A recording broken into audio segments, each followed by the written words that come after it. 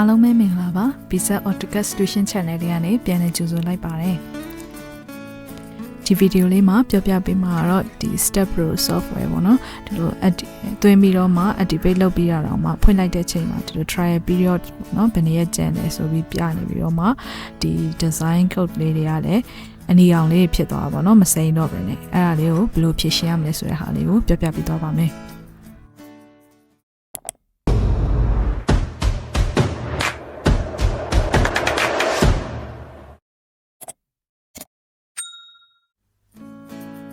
ဒီ Staad Pro logo လေးပေါ်ကို right click ထောက်ပြီးတော့မှဒီ run as administrator နဲ့ run လိုက်ရမှာပေါ့နော်ဖွင့်လိုက်ရမှာဖွင့်သွားပြီဆိုလို့ရှိရင်ဒီမှာသုံးမဲ့ဒီ design code လေးတွေတစ်ခုစီ check လုပ်သွားပြီပေါ့နော်ဒီမှာဆိုရင် design code လေးတွေအစိမ်းအောင်ပြောင်းသွားပြီပေါ့နော် okay ဆိုရင် new project လေးတစ်ခုတော့ဖွင့်ကြည့်မယ်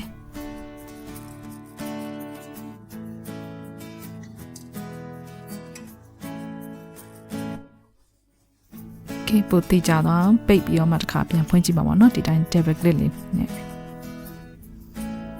Okay အဲ့ဆိုရင်ရသွားပြီပေါ့နော်အားလုံးပဲအဆင်ပြေမယ်လို့မျှော်လင့်ပါတယ်